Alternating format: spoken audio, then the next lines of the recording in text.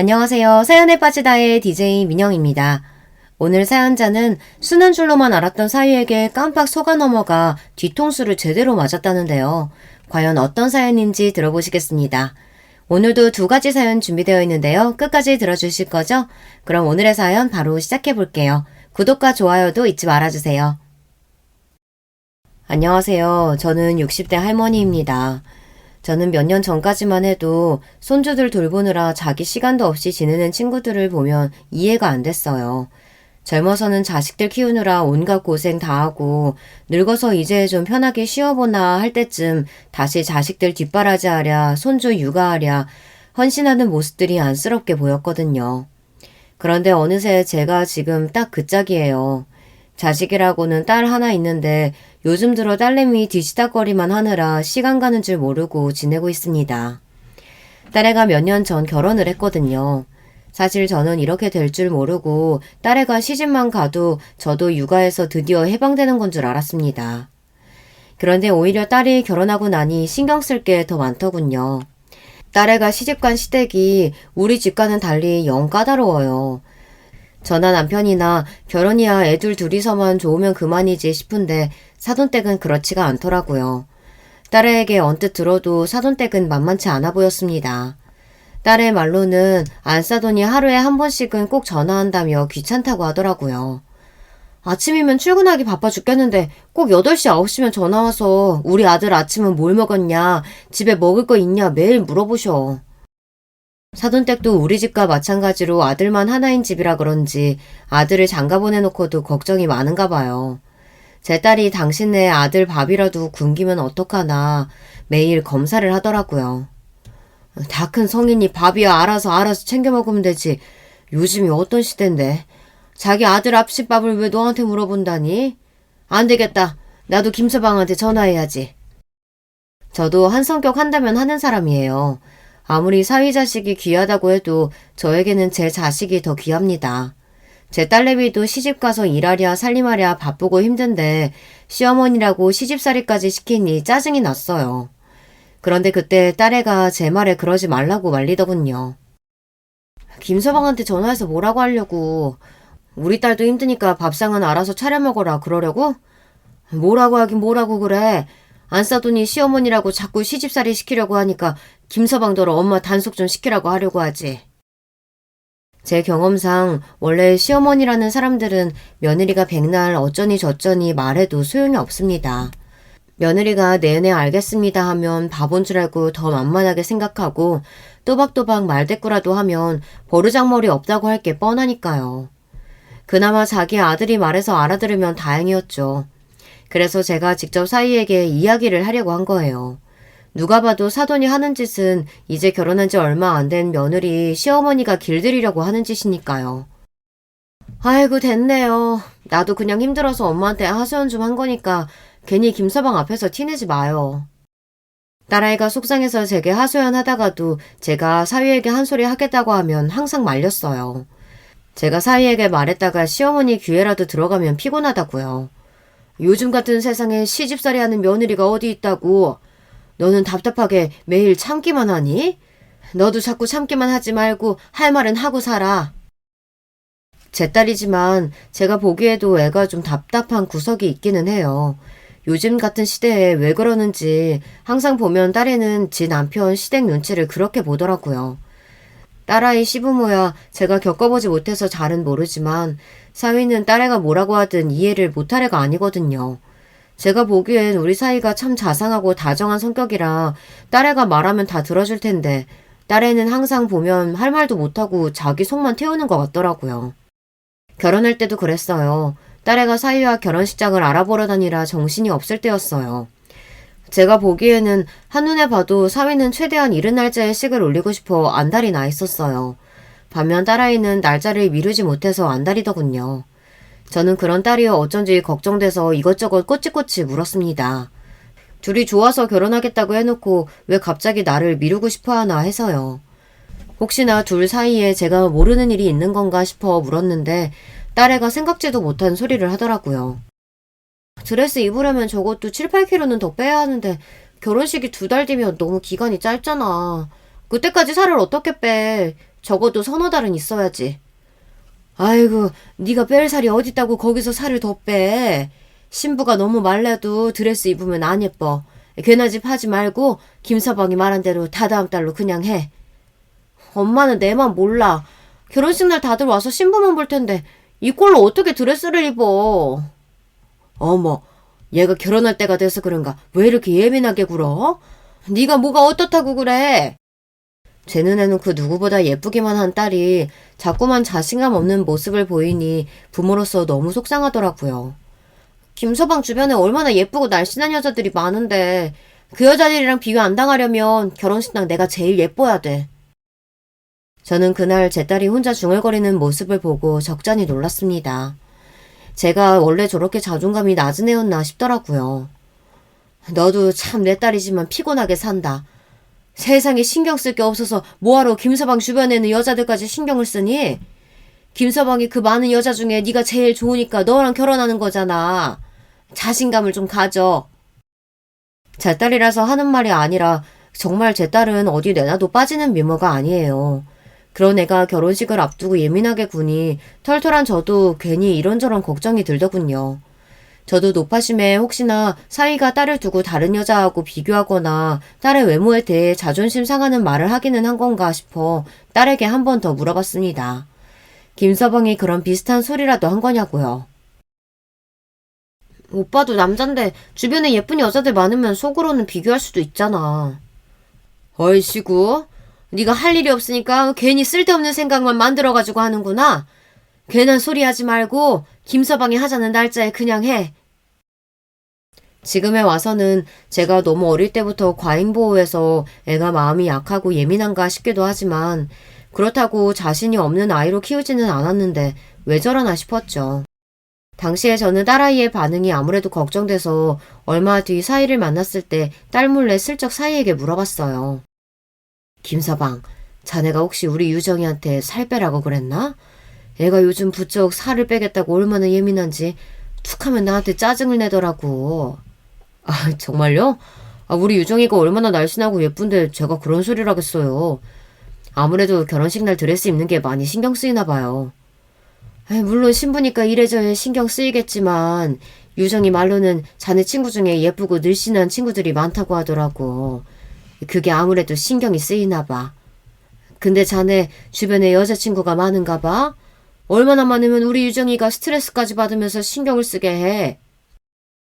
농담조로 이야기는 했지만 저도 은근 사위를 떠본 겁니다. 뭐 친한 여자친구들이야 있을 수 있지만 딸아이가 그렇게 예민하게 이야기하는 게 아무래도 신경이 쓰이더라고요. 친구는요, 아니에요.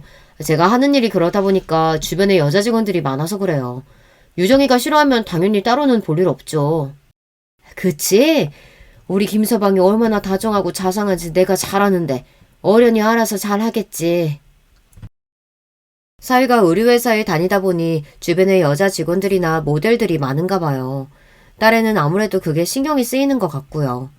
사위의 말을 듣고 나니 저도 좀 안심이 됐습니다. 제 딸아이가 워낙에 어릴 때부터 내성적인 데다가 예민하고 소심했어요. 새학기가 되면 친구한테 먼저 다가가지도 못하고 친구가 먼저 다가오면 긴장해서 얘기도 잘 못했나 보더라고요. 거기다가 친구를 사귀어도 혼자 생각이 많아서 친구들 사이에서 힘들어하는 일도 많기는 했습니다. 저는 그런 딸아이가 항상 걱정되었어요. 저는 그래서 일부러 학교 친구들을 자주 집에 초대하기도 했습니다.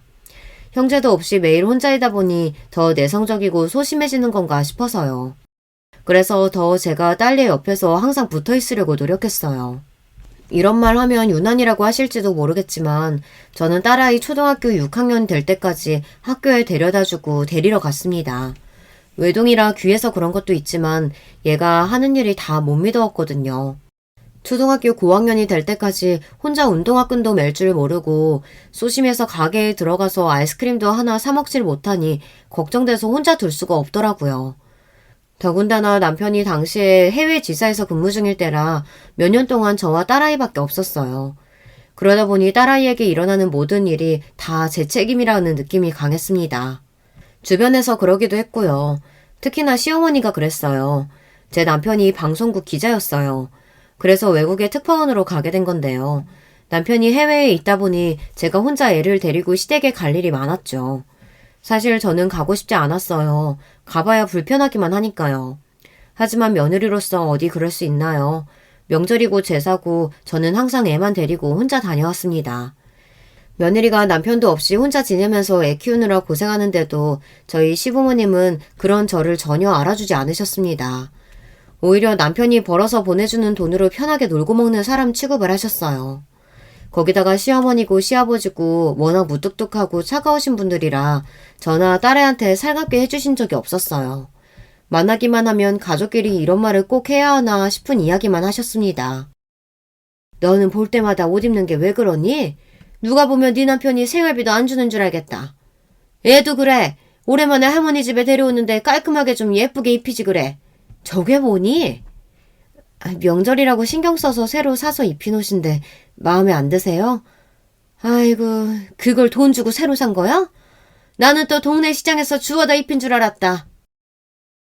지금이야 저도 어디를 가든 하고 싶은 말은 시원하게 다 하는 아줌마가 됐지만 당시에는 나이도 어렸고 워낙 시부모님이 무서워서 바보처럼 내내만 하던 며느리였어요. 처음 결혼했을 때부터 저는 항상 시댁에 갈 때마다 긴장했습니다. 시부모님은 철저하게 학벌이나 집안을 중요하게 여기시는 분들이었어요. 그래서 처음부터 저를 며느리감으로 탐탁지 않아 하셨어요. 남편은 서울 명문대에 그 어렵다는 언론고시까지 단번에 합격한 데다가 시아버지는 사업으로 크게 성공하신 분이었어요. 반면에 저는 고졸에 집안도 변변치 않으니 처음부터 조건이 맞지 않는다고 결혼을 반대하셨죠. 하지만 남편이 저 아니면 평생 결혼 안 하겠다고 단식투쟁까지 하며 우기는 바람에 어쩔 수 없이 시키신 거였어요. 그래서 그런지 시부모님은 제가 남편과 결혼하고 아이까지 낳았는데도 마음을 열지 않으셨어요. 거기다가 남편보다 저를 많이 닮은 딸아이도 별로 예뻐하지 않으시는 게 티가 났는데요. 하도 잔소리를 하셔서 저 나름대로 신경 쓰고 가도 시어머니 마음에 든 적이 한 번도 없었습니다. 심지어 한 번은 제 차림새에 대해서 잔소리를 듣는 게 싫어 백화점에 가서 가장 잘 나간다는 옷을 비싸게 주고 사서 입고 간 적이 있는데요. 그런데도 시어머니는 저를 보자마자 안목이 없네, 돈 쓸 줄 모르네 하시면서 구박을 했어요. 그제야 알았죠. 시어머니는 그냥 며느리인 내가 마음에 안 드시는 거구나. 내가 뭘 해도 미운 거구나 라고요. 그래서 그때부터는 시어머니가 무슨 소리를 해도 별로 상처가 되지 않았어요. 제 안목이나 취향이 문제가 아니라 그냥 시어머니에게 문제가 있는 거니까요. 그렇게 생각하고 나니 오히려 시댁에 가는 길이 참을만 했습니다. 그런데 이게 자식 문제는 다르더라고요. 시어머니가 저에게 뭐라고 하는 건 괜찮았는데 딸아이에 대해 함부로 이야기하는 건 거슬렸어요. 특히나 딸아이가 학교에 가기 시작하고 나자 시부모님의 간섭이 더 심해졌어요. 시부모님은 당신들이 남편을 기자로 키웠다는 것에 자부심이 대단했는데요. 그래서 제 딸도 남편처럼 똑똑한 사람으로 자라길 바라셨습니다. 그런데 제 딸은 그렇지 않았잖아요. 조심성도 많고 소심한 데다가 공부도 썩 좋아하지 않았어요. 그런 애한테 볼 때마다 듣기 싫은 소리를 하시니 얘가 시댁만 가면 더 말이 없었습니다. 그런 모습을 시부모님도 마음에 들어하지 않으셨죠. 유정이 쟤는 도대체 누굴 닮아서 저 모양이라니? 우리 장남은 국민학교 1학년 때부터 반장을 놓친 적이 없는 앤데 유정이 쟤는 반장은커녕 입 벌리고 말하는 소리 한번 듣기가 어려우니 저래서 학교에서 친구나 제대로 사귀겠어? 저게 다 지 엄마가 저렇게 키워서 그렇지 뭐. 고등학교 간신히 졸업해서 회사생활 잠깐 해본 애가 애나 제대로 키우겠어? 시부모님은 딸의 행동 하나하나를 가지고 다 꼬투리를 잡으시며 저에게 뭐라고 하셨어요. 한두 번이야 저도 그냥 한 귀로 듣고 한 귀로 흘리는 거지. 그런 소리도 매번 들으니 저도 모르게 욱하게 되더라고요. 더군다나 다 지난 제 과거 가지고도 구박을 하시니 듣기 거북했고요.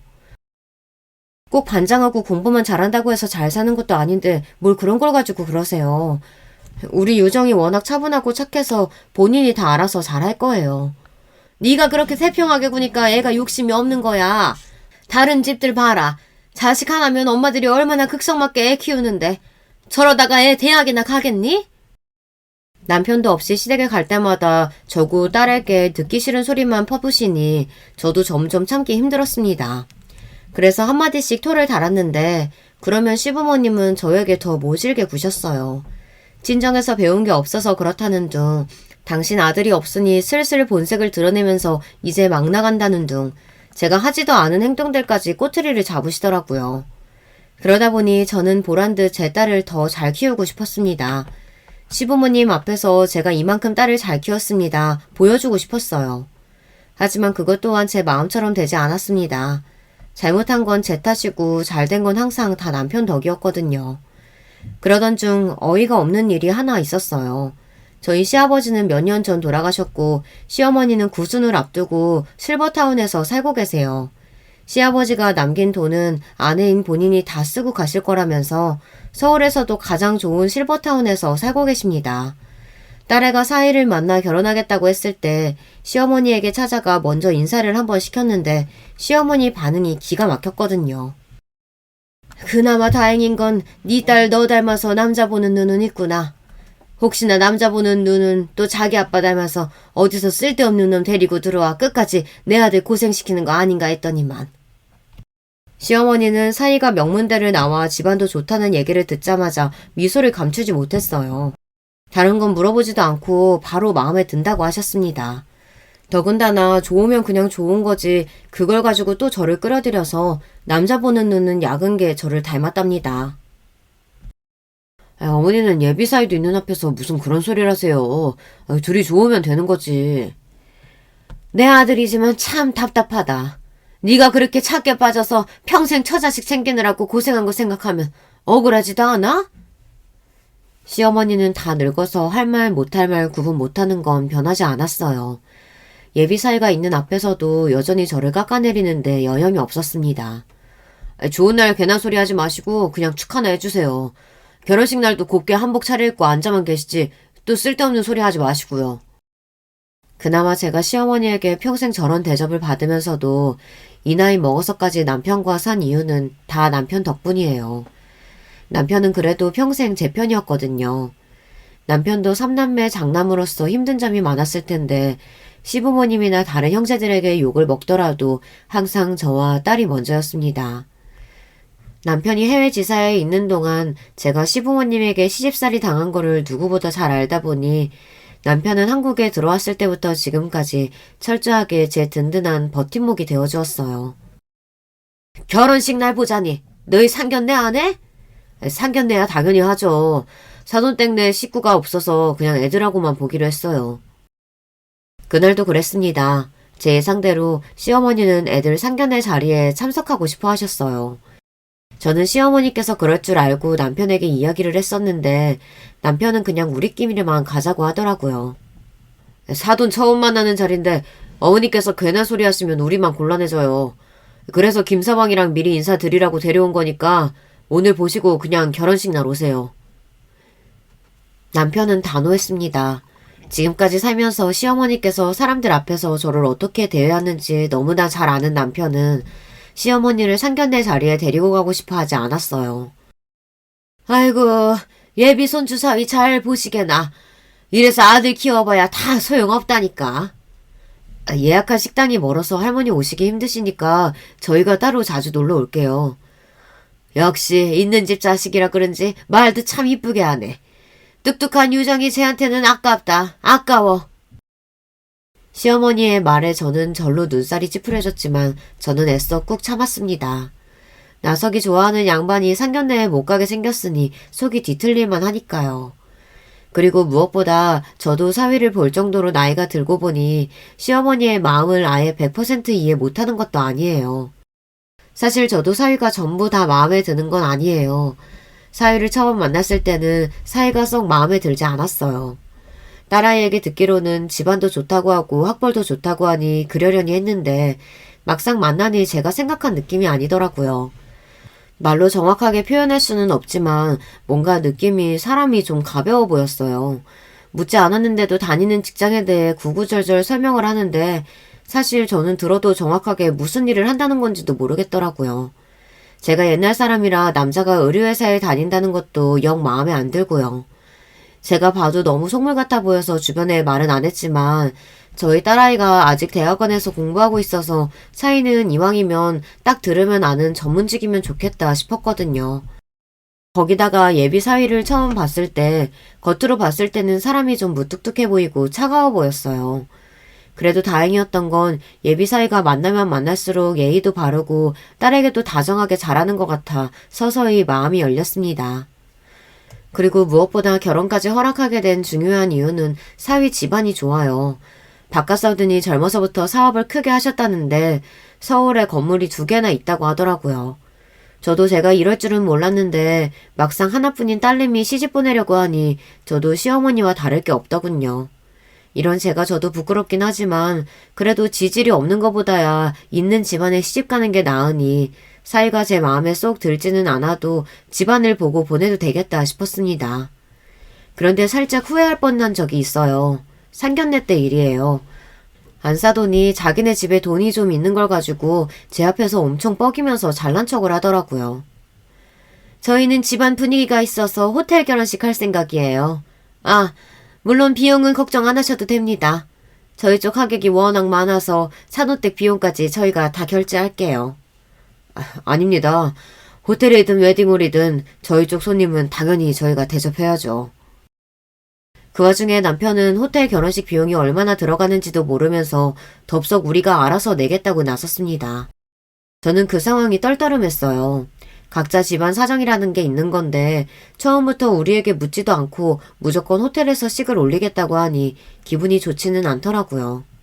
그때였어요. 부창부수라고 바깥사돈까지 나서서 잘난 척을 하더군요. 에이, 이제 곧 가족 될 사이인데 괜한 자존심 부리지 않으셔도 됩니다. 그리고 그거 몇 푼이나 된다고 두 집이 나눠서 내고 말고 할 게 뭐가 있어요? 순간 저와 남편은 떨떠름한 웃음을 지었습니다. 그 상황에서 그냥 저희가 알아서 계산하겠다고 우기기도 뭐하고 그렇다고 호텔 결혼식이 싫다고 고집을 피울 용기도 없었죠. 배려해주셔서 감사해요. 식장 외에 따로 들어가는 부분은 저희가 부담하도록 하겠습니다. 저희 집안도 경제적으로 힘들지는 않았지만 호텔 결혼식까지는 생각하고 있지 않았던 터라 사실 부담이 되기는 했습니다. 그래서 저는 괜한 자존심 부리는 것보다 저 나름대로는 최선의 대답이라고 생각하고 정중하게 말씀드렸습니다. 아무리 대단한 방송국 기자라도 월급쟁이 월급 뻔한데 무리하실 필요 없어요. 우리처럼 먹고 살 걱정 없는 사람들이 하나밖에 없는 아들 장가 보내는데 돈 신경 쓰면서 보내겠어요?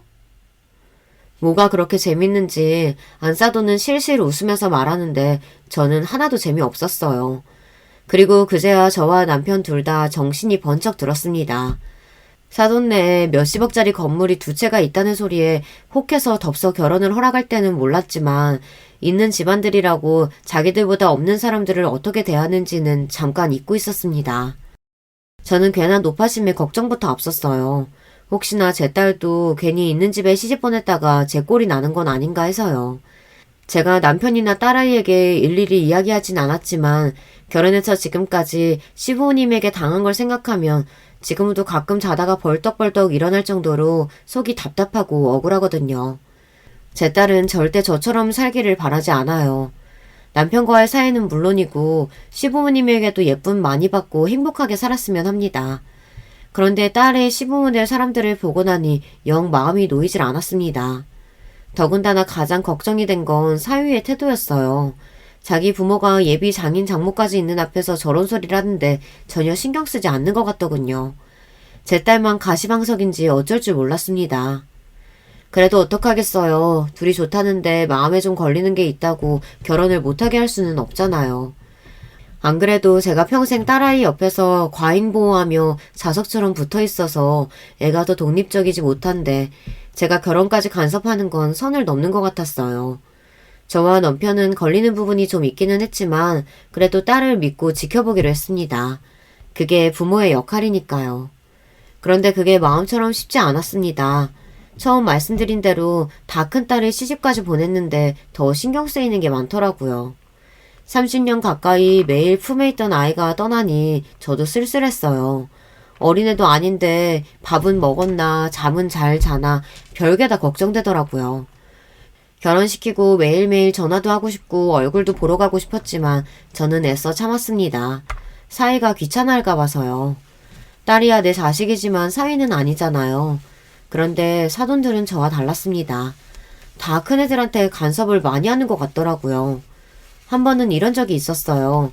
애들이 결혼하고 한 달도 안 됐을 때인데 안사돈이 직접 저에게 전화를 했더라고요. 사돈, 웬만하면 제가 이런 소리까지 안 하려고 했는데 딸 시집 보내놓으시고 어쩜 그렇게 태평하세요? 순간 저는 이게 무슨 소리인가 싶어 당황했습니다. 마치 제가 무슨 큰 잘못이라도 한 줄 알았어요. 아니 사돈, 오랜만에 전화하셔서 안부 인사도 없이 그게 다 무슨 소리세요? 우리 유정이가 뭘 잘못하기라도 했나요? 유정이가 부족한 거야 많죠. 하지만 저도 같은 자식 키우는 입장으로 사돈한테 딸 자식 듣기 싫은 소리 하기는 싫습니다. 단지 내 자식이 부족하면 어미로서 챙기는 게 당연한 건데 사돈께서 새아기한테 너무 무신경한 것 같아서 제가 못 참고 연락을 드렸네요. 안사돈은 특유의 고상한 말투로 말을 하기는 했지만 그 내용은 전혀 고상하지 않았습니다. 제 앞에서 대놓고 제 딸아이를 험담한 거였어요. 어떻게든 애가 30이 넘어서 남편 밥상 하나 제대로 차릴 줄을 모른답니까? 제가 며칠 전에 애들 집에 갔다가 냉장고 보고 깜짝 놀랐잖아요. 냉장고에 먹을 거라고는 없이 아주 텅텅 비었더라고요. 요즘엔 유튜브만 들어가도 반찬 레시피 같은 거 지천에 깔렸는데 어쩜 젊은 애가 그렇게 왜 노력을 안 하는지 모르겠어요. 안사돈은 결국 밥 타령이었습니다. 제 아들이 자기 아들 밥상을 안 차려준다고 굳이 제게 직접 연락까지 한 거예요. 제 평소 성격 같으면 자리에서 벌떡 일어나 핸드폰에 대고 소리를 질렀을 거예요. 내 딸이 당신네 아들 밥상 차려주려고 결혼한 줄 아느냐고 따지면서요. 그런데 그 순간만큼은 어느 때보다 정신을 차려야 했어요. 정신을 똑바로 차리고 시어머니 행세하는 안사돈을 차분하게 밟아줘야 했습니다. 안사돈도 참 귀한 외동아들 장가 보내놓고 많이 적적하신가 봐요. 굳이 다 큰아들 밥 걱정까지 하시는 걸 보니. 아휴, 근데 저도 사돈 이야기 들으니 이제야 좀 걱정이 되기는 하네요. 우리 유정이도 워낙 입맛이 까다롭고 입이 짧은 앤데 우리 김서방이 우리 딸 잘 돌봐주나 모르겠네요. 저는 이에는 이, 눈에는 눈이었습니다. 네 아들 귀한 줄 알면 내 자식도 귀한 줄 알라는 거였죠. 그 순간 핸드폰 너머로 고요한 정적이 흘렀습니다. 안사돈은 아무래도 저와 말이 안 통한다 싶었는지 고상한 척하던 말투를 버리고 살짝 언성을 높이더군요. 어머 안사돈, 그게 무슨 뜻이에요? 지금 우리 아들더러 새아기 밥이나 챙겨주라는 이야기예요? 왜요? 그게 이상한가요? 둘이 사는데 누구라도 하나가 나서서 하면 되지. 요즘 세상에 남자 여자 그런 게 어디 있나요? 그리고 들어보니까 김서방이나 우리 유정이나 서로 생활비 반반 내고 둘 다 돈 관리도 따로 한다던데요. 안사돈이 몰라서 하는 소린데 요즘 애들은 우리 때랑 달라요. 신경 안 써도 철저하게 분업해서 알아서 잘 할 거예요. 그러니까 안사돈도 괜한 걱정하지 마세요. 저는 내내 마음에 담아뒀던 말을 안사돈에게 했습니다.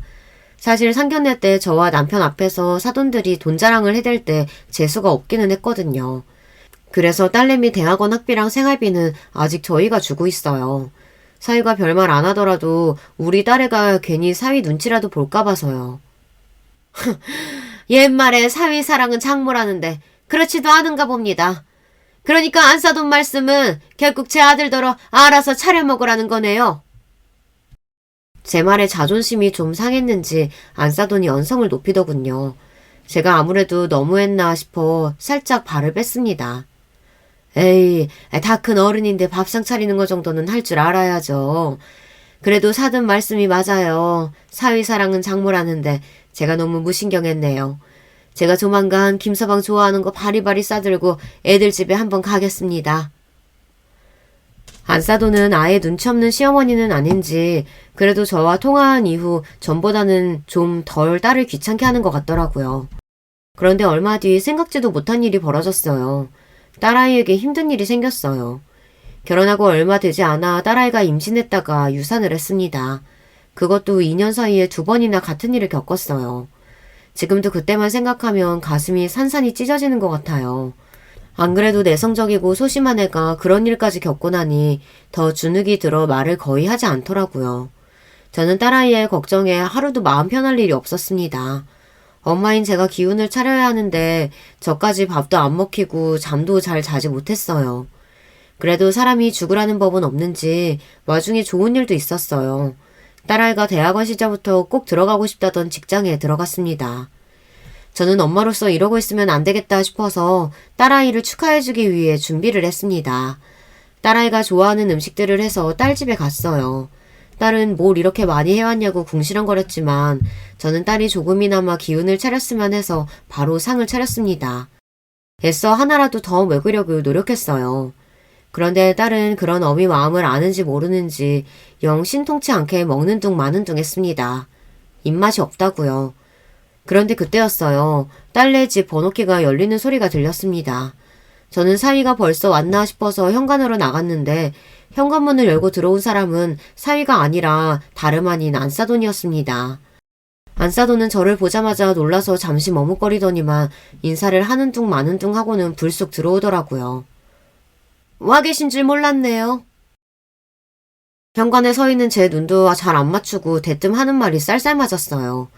그 태도를 보니 저도 영 마음이 좋지 않더군요. 더군다나 더 기가 막혔던 건 딸아이였어요. 자기 시어머니를 보자마자 무슨 죄라도 지은 애처럼 잔뜩 긴장한 얼굴로 자리에 서서 어쩔 줄 몰라 하더군요. 저는 그런 딸이 안쓰러워서 자리에 앉아서 얼른 밥부터 먼저 먹으라고 했습니다. 얘가 아직 몸이 안 좋은지 통 밥을 못 먹어서 제가 음식을 좀 해왔어요. 사돈도 식사 안 하셨으면 같이 드세요. 저를 보고도 영 시큰둥해하는 안사돈의 행동에 저도 기분이 썩 좋지 않았어요. 하지만 그래도 애써 좋게 말을 했습니다. 그런데 제 배려에도 안사돈의 다음 행동이 어이가 없었어요. 제가 차려놓은 상을 쑥 훑어보더니 안 해도 될 말을 굳이 하더군요. 너는 그래도 밥이 목구멍으로 나와 가나 보다. 내 아들은 속상해서 전화해도 말도 한마디 못하던데. 저는 순간 제 두 귀를 의심했습니다. 아무리 시어머니라도 해도 그렇지 어떻게 얼마 전 아이를 잃은 며느리에게 저딴 소리를 할 수 있을까요? 저는 순간 얼굴이 뜨거워질 정도로 화가 나서 자리에서 벌떡 일어났습니다. 아니 사돈, 지금 그걸 말이라고 하십니까? 제 딸 얼굴 보고도 그런 말이 나오세요? 저는 너무 속상해서 반쪽이 된 제 딸아이 얼굴을 가리켰습니다. 아무리 자기 자식이 아니라도 그렇지 저는 보기만 해도 눈물이 벅차올라 돌아버릴 것 같은데 저딴 소리를 해대니 참을 수가 없더군요.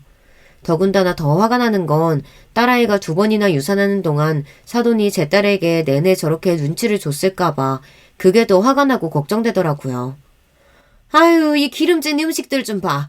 내가 너 앞으로 이런 거 먹지 말고 샐러드만 먹으라고 했지? 그리고 벌써 8시인데 왜 아직도 이러고 있어? 운동하러 안 가? 가야죠. 엄마 오셔서 잠깐 잊고 있었어요. 안사돈과 딸이 나누는 이야기에 저는 순간 미간이 구겨졌습니다. 이게 무슨 소리인가 싶어서요. 그런데 알고 보니 제 딸아이가 유산하고 나서부터 안사돈이 매일 찾아와 제 딸에게 저런 말도 안 되는 소리를 했다네요. 사돈, 이게 다 무슨 소린가요? 애가 몸 상했는데 빨리 몸보신부터 시킬 생각을 해야지. 샐러드는 또 뭐고 운동은 또 뭐예요? 그 순간 사돈은 제가 싸온 음식들을 다 치우기 시작했어요. 그러면서 한다는 말이 엄마라는 사람이 딸한테 매일 이런 거나 먹이니까 애가 잘못된 거라네요. 사돈이 뭘 이렇게 모르니까 새아기 쟤도 저렇게 아무것도 모르는 거 아니에요? 딸 자식을 얼마나 부실하게 키웠으면 애가 제대로 들어서질 않잖아요. 제가 앞으로는 새아기더러 식단이랑 운동 좀 하라고 했어요. 너 뭐하니? 빨리 운동 가라. 안사돈의 말에 딸아이는 놀란 토끼 눈을 하더니 정말 운동 가겠다고 준비를 했어요. 안사돈이 오자마자 잔뜩 주눅이 든 딸아이 반응을 보니 지금까지 사돈이 제 딸에게 어떻게 했는지 대충 알겠더라고요. 그 모습을 보니 저는 더 화가 났습니다. 손까지 벌벌 떨렸어요. 아기 잘못된 지 얼마나 됐다고 애를 운동을 시켜요. 유정아, 됐으니까 마저 밥 먹어. 모르면 좀 가만히 있어요. 새아기 제 나이가 몇 살인데 쉴 시간이 어디 있다고? 하루라도 빨리 못 만들어서 애 만들어야지.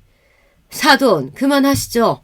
아무리 시어머니라도 그렇지 남의 집 귀한 딸한테 어디서 애를 가지라 마라 마음대로 해요.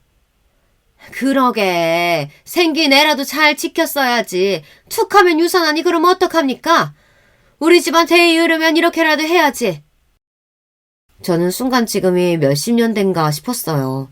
저랑 몇 살 차이도 안 나는 양반이 무슨 대를 인내 만에 저런 시대착오적인 소리를 하나 싶었죠. 지금 제일 속상한 게 누군데? 사돈, 설마 뱃속에 아기가 유산된 게 우리 딸 잘못이라고 생각하시는 건가요? 그래서 우리 딸한테 구박이라도 한 거냐고요? 이 순간 저도 이판사판이었습니다. 사돈이고 뭐고 내 금지우겹 딸내미 건드리는 건 저도 가만히 보고 넘어갈 수 없었어요. 한 번이야 그럴 수도 있다고 하지만 두 번이면 상습적인 건데 당연히 새아기 탓이죠. 다 큰 여자애가 몸가리를 어떻게 했으면 우리 집 귀한 손주를 두 번이나 죽여요, 죽이기를. 제가 60살 넘게 살면서 별의별 인간을 다 봤지만 이런 여자는 처음 봤습니다. 상견례 때 봤을 때부터 이상하다 싶더니만 결국은 이 여자가 넘어서는 안 되는 선을 넘어버리더군요. 저는 순간 이성을 잃었습니다. 제가 주변에서 안 건드리면 참 조용하고 말 수도 없는 사람인데 화가 나면 눈이 확 돌아요. 지금까지 살면서 제 눈이 딱 2번 돌은 적이 있어요. 한 번은 시아버지가 치매에 걸렸을 때였는데 시어머니가 저더러 시아버지 수발을 들라며 모시고 살라고 했을 때예요. 본인은 늙고 힘들어서 시아버지 수발을 들 수 없으니 저더러 모시라고 했습니다. 과거에 시부모님이 남들만큼은 사람 대접을 해줬어도 제가 그 정도로 기가 차지는 않았을 거예요. 몇십 년 동안 사람을 개무실해놓고 정작 다 늙고 병드니 저에게 모셔라 마라 하니 저도 화가 나더군요. 처음엔 저도 좋게 말했어요. 모실 생각이 없다고요. 그런데 제 말에 시어머니는 잔뜩 흥분해서는 저에게 괘씸하다더군요. 맏며느리가 어디서 감히 시부모를 못 모신단 소리를 해? 시부모가 모시라고 하면 잔말 말고 모셔야지. 흥분한 시어머니는 자기 뜻대로 되지 않자 혼자 부들부들 떨더니 저에게 옆에 있던 화분을 던졌어요. 화분이 제 옆으로 빗나가긴 했지만 파편이 저에게 다 튀었습니다. 순간 저는 태어나서 처음으로 이성의 끈이 끊어지는 느낌을 받았어요. 옆에 있던 남편이 놀라서 먼저 한마디 하려고 했는데 제가 먼저 자리에서 일어났습니다. 어머니, 지금 저한테 화분 던지신 거예요? 기가 막혀서. 제가 지금까지 바보처럼 당하고만 있으니까 제가 병신인 줄 아셨나 봐요. 저 어머님이 오늘 저한테 한 짓 절대 그냥 못 넘어가요. 신고할 거니까 그런 줄 아세요. 여보, 내가 당신 봐서 웬만하면 참고 살려고 했는데 이젠 더 안 되겠어. 우리 그냥 이혼해. 내가 이 나이에 미쳤다고 시아버지 똥기저귀 갈 일 있어? 저는 결혼하고 처음으로 남편이랑 시어머니에게 고래고래 고함을 질렀습니다. 그 당시에는 정말 이혼까지 할 생각이었어요. 물론 남편이 급하게 수습을 한 덕분에 시아버지는 요양원으로 모시고 시어머니는 실버타운에 들어가시는 걸로 일은 일단락됐습니다. 물론 그 이후에도 시어머니는 저에게 아무 때고 막말을 하기는 했지만 절대 그 전만큼은 아니었어요. 남편이 중간에서 워낙 잘했거든요. 그 이후로 2번째 이성의 끈이 끊어진 거예요. 저는 순식간에 안사돈에게 달려들었습니다. 그리고는 안사돈의 머리끄댕이를 잡았어요. 이 앞에 내가 돈 좀 있다고 아주 할 말 못할 말 구분을 못하네. 죽이긴 내 딸이 뭘 죽였다고 지랄이야. 어디서 감히 내 딸한테 그딴 개소리 짓거려. 저도 제 행동에 순간 놀랐습니다. 지금까지 살면서 아무리 화가 나도 누구를 때리거나 살짝 친 적도 없는데 사돈이 제 딸한테 그 촐싹맞은 입으로 해코지를 하니 절로 화가 나더군요. 이 무식한 여자가 지금 뭐 하는 거야? 엄마, 왜 그래? 그만해. 딸아이가 말리지 않았다면 저는 사돈 머리를 다 뜯어놨을지도 몰라요. 하지만 그 순간만큼은 참을 수가 없었습니다. 그리고 잠시 뒤 사이가 들어오길래 저는 그제야 마음을 진정하고 사돈의 머리를 놓았습니다. 사이는 이게 무슨 상황인가 싶은지 어리둥절했습니다. 그때였어요. 안사돈이 자기 아들한테 달려가 서럽다는 듯 난리를 치더군요. 아들, 내가 지금 무슨 일을 당한 줄 알아? 네 장모가 내 머리끄댕이를 잡았다니까? 엄마, 그게 무슨 소리야? 우리 장모님이 그러실 리가 있어? 진정하고 어떻게 된 일인지 차근차근 말해봐. 그래도 다행인 건 사위가 자기 엄마를 닮지는 않았다는 겁니다. 이런 정신없는 상황에서도 차분하게 상황을 물어보더군요. 오히려 당황한 건 제 딸이었어요. 제 행동에 많이 놀랐는지 엉엉 울고 있더군요. 저는 안 되겠다 싶어 상황을 정리했습니다. 김서방, 내가 자네 앞에서 이러면 안 되는데 오늘은 도저히 참을 수가 없어서 내가 흥분을 좀 했네. 근데 이건 어디까지나 안사돈이 실수하신 거야. 아무리 아기를 잃은 게 슬퍼도 그렇지. 어떻게 내 앞에서 내 딸한테 그런 소리를 할 수가 있어? 자초지정을 알게 된 사위는 한숨을 크게 내쉬었습니다. 그리고 저에게 사과했어요. 아기 그렇게 되고 나서 어머니께서 집에 자주 들리시길래 저는 당연히 유정이가 몸이 많이 약해진 게 걱정돼서 챙겨주러 오시는 줄 알았어요. 그런데 이런 일이 있었는지 몰랐네요. 죄송합니다. 사위는 안사돈이 매일 와서 제 딸에게 샐러드 먹어라, 운동해라 그런 잔소리를 하고 있는지 전혀 몰랐답니다. 아니야, 자네가 무슨 잘못이 있겠나. 자네도 마음 많이 안 좋을 텐데 나까지 실수해서 미안하네.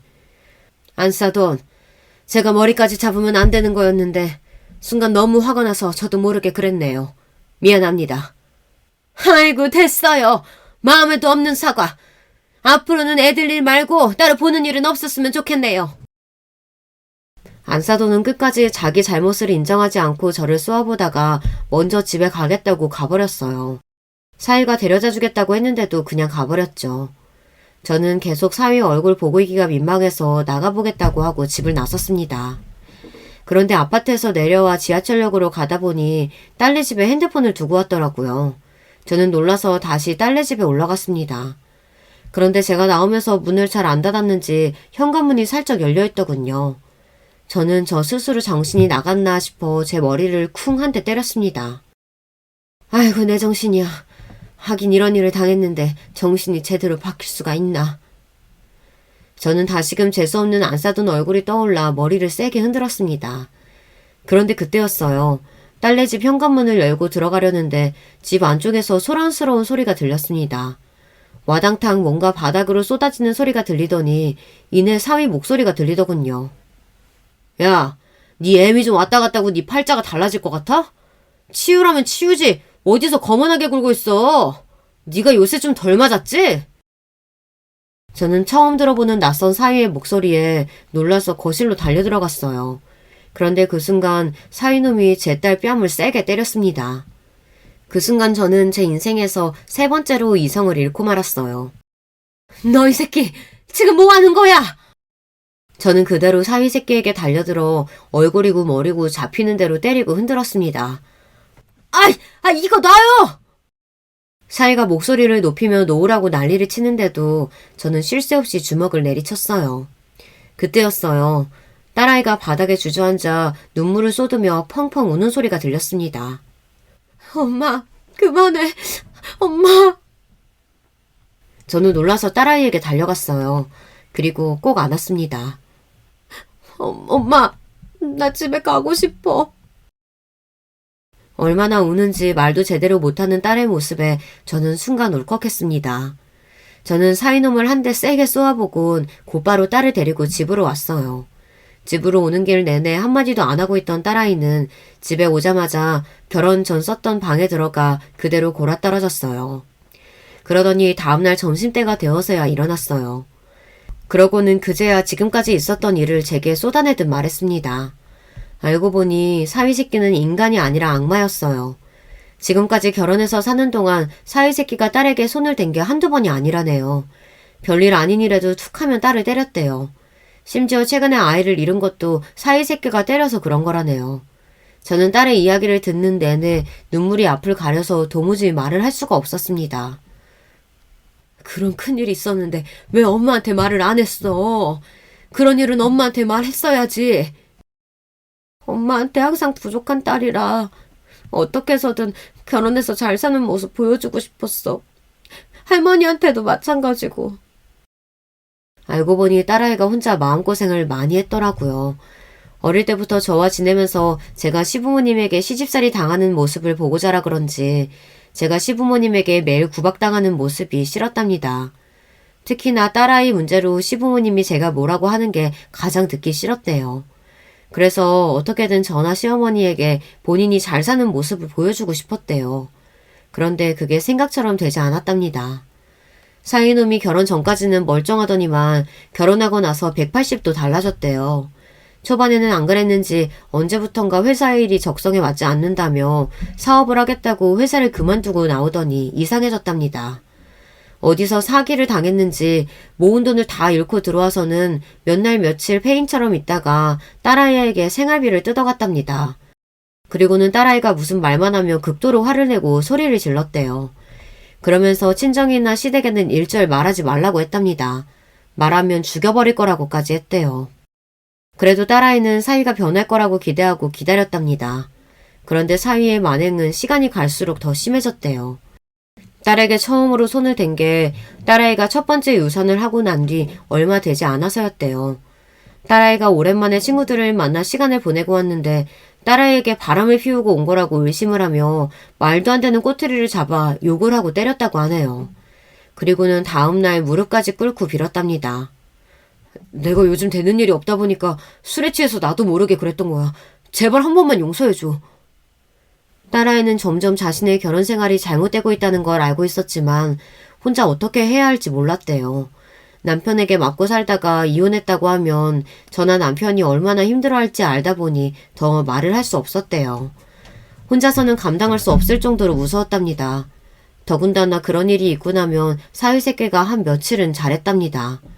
제 딸아이는 그 지옥 속에서 계속 그 악몽을 반복하고 있었던 거예요. 저는 이야기를 듣는 동안 가슴이 미어져서 제대로 앉아있을 수도 없었어요.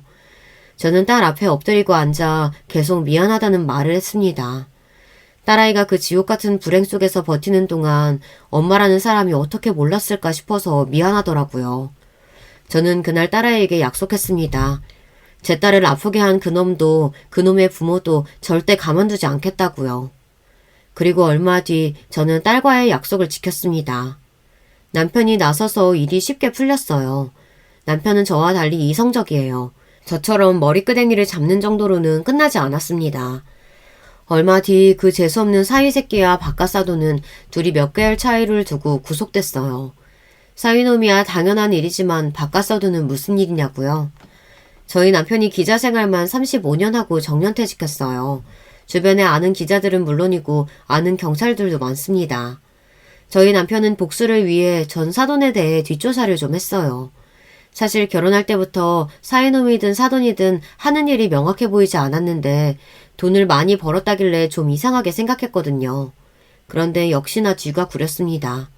알고 보니 바깥사돈은 젊어서부터 오랫동안 여의도에서 유흥업소를 운영했다더라고요.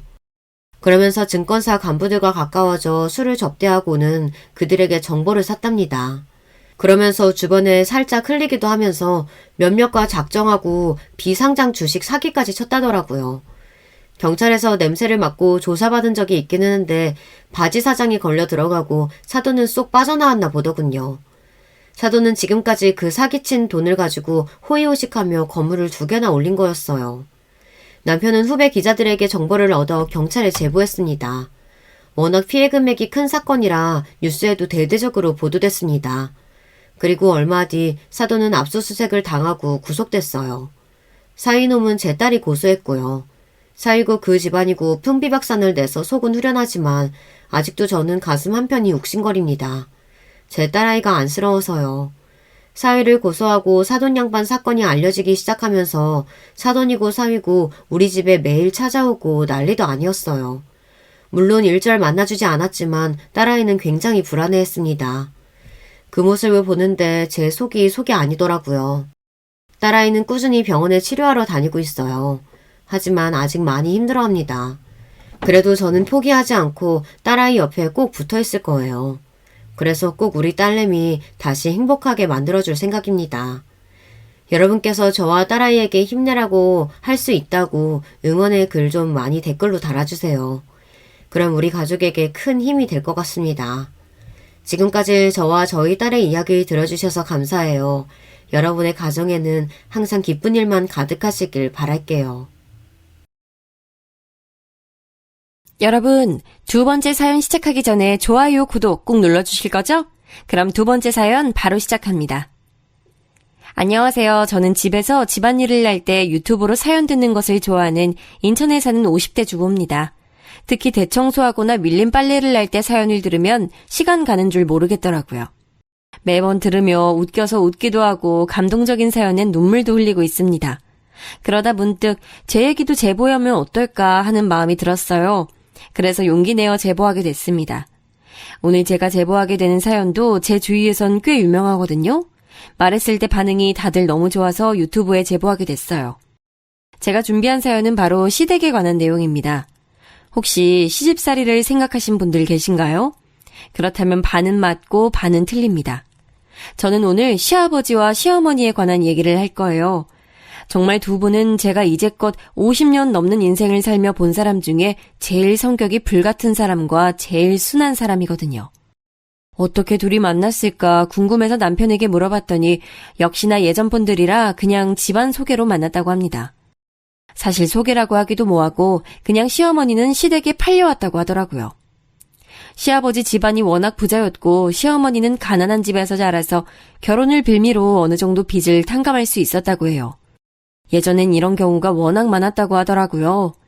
저는 제가 남편을 졸졸 쫓아다녀 결혼한 거라 전혀 해당하지 않지만 말이에요. 본격적으로 시댁에 관해 얘기하기 전에 짧게 남편을 어떻게 만났는지 설명하고 넘어가겠습니다. 왜냐하면 오늘 사연의 핵심이기도 하거든요. 저는 남편을 일하다 만났습니다. 고등학교를 졸업하고 저는 바로 대학에 가지 않았어요. 집이 가난해서 등록금이 없었거든요. 그렇다고 제가 엄청나게 공부를 잘해서 서울에 있는 학교를 장학금을 받고 들어가는 수준도 아니었습니다. 전문대라도 가려고 했는데 진짜 돈이 너무 부족했어요. 저는 엄마가 일찍 병으로 돌아가셔서 홀아버지 밑에서 자랐거든요. 하필 3남매 중 막내라 첫째인 언니와 둘째인 오빠는 어떻게 지원을 받았는데 저는 못 받았습니다. 언니와 오빠가 그래도 대학을 가라고 돈을 모았는데 미안해서 받질 못했죠. 차라리 제가 몇 년 돈을 모아 그 돈으로 가겠다고 하고 패밀리 레스토랑에서 일하게 됐습니다. 고등학교를 졸업하고 바로 돈을 버는 거라 서툴렀어요. 지금 생각해도 같이 일하던 분들에게 참 감사합니다. 패밀리 레스토랑이고 대부분이 가족 단위라 손님들 상대가 그렇게 어렵진 않았어요. 그런데 어느 날 그러기 쉽지 않은데 어떤 아저씨 손님이 맥주를 과하게 드셔서 술에 취하셨습니다. 회사 회식으로 오신 것 같았는데 갑자기 고성을 지르고 난폭한 행동을 하기 시작했죠. 어이 아가씨 맥주 더 가져와. 아까 시켰는데 왜 자꾸 안 가져오는 거야? 너무 어렸던 20살에 저는 당황했어요. 다행히 점장님이 도와주셔서 어떻게 넘기고 있었는데 그 아저씨가 제 손목을 강제로 잡았습니다. 힘을 실어 테이블로 당기는데 속수무책이었어요. 그때 같이 일하던 직원 중 준수라는 오빠가 제 앞을 가로막았습니다. 그리고 아저씨를 강제로 떼어냈어요. 싫다는데 강제로 왜 이러세요? 이러시면 안 돼요. 계속 이러시면 경찰에 신고합니다. 그전까진 그냥 같이 일하는 오빠 그 이상 그 이하도 아니었는데 이 사건으로 저는 준수 오빠에게 반하게 됐습니다. 사실 슬프게도 오빠는 저를 좋아해서 그런 건 아니었어요. 제가 아무리 따라다녀도 매몰차게 거절했거든요. 그래도 전 굴하지 않았습니다. 결국 10번 찍어 안 넘어가는 나무 없다고 하죠. 그렇게 저는 남편을 쟁취하게 됐어요.